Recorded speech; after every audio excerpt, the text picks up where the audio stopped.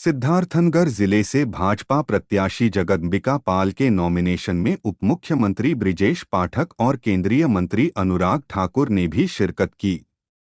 Nomination के बाद उपमुख्यमंत्री बृजेश पाठक ने भाजपा प्रत्याशी जगदम्बिका पाल के साथ पूरे नगर का रोड से निकलकर भ्रमण किया, तो वही केंद्रीय मंत्री अनुराग ठाकुर और उपमुख्यमंत्री बृजेश पाठक ने जनपद मुख्यालय के पर आयोजित जनसभा को भी संबोधित किया।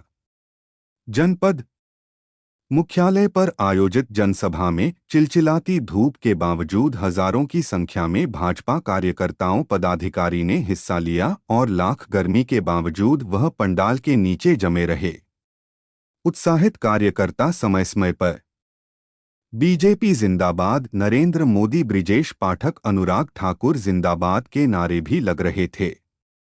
मीडिया से बात करते हुए उपमुख्यमंत्री बृजेश पाठक ने विपक्षी गठबंधन के हताशा और निराशा का बखान करते हुए प्रधानमंत्री नरेंद्र मोदी की उपलब्धियां को गिनाया और कहा कि इस बार रिकॉर्ड तोड़ मतों से सांसद जगदम्बिका पाल यहां से चुनाव जीत रहे हैं और एक बार फिर प्रचंड बहुमत से भारत में नरेंद्र मोदी के नेतृत्व में सरकार बनने जा रही है। उप मुख्यमंत्री वही केंद्रीय मंत्री अनुराग ठाकुर ने कहा कि भय भ्रम फैलाना कांग्रेस का काम है। कांग्रेस हार पर ईवीएम को दोष देने लगती है। उन्होंने कहा कि आज चुनाव में कांग्रेस टेक्नोलॉजी का गलत इस्तेमाल कर भ्रम फैला रही है और वह गृहमंत्री जी को भी नहीं बख्श रही। उन्होंने कहा कि यह सब यहाँ की जनता देख रही है। अनुराग ठाकुर ने कहा कि वोट का जिहाद कांग्रेस कर रही है, भारत का भविष्य जिहाद से तय नहीं होगा।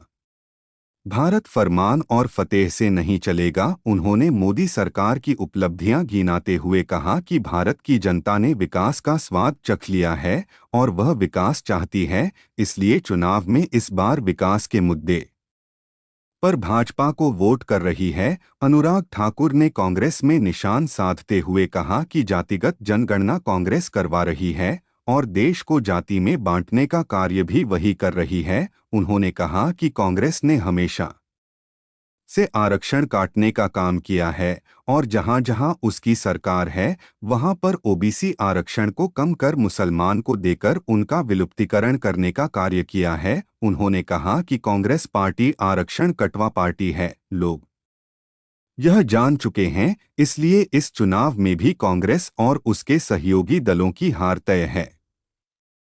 बाइट 2 अनुराग ठाकुर, केंद्रीय मंत्री मोहम्मद इब्राहिम की रिपोर्ट।